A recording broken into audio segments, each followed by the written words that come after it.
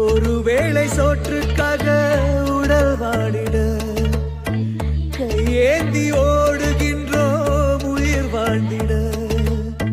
பசி என்ற தீயில் இறைப்பை சாம்பல் ஆகுதே.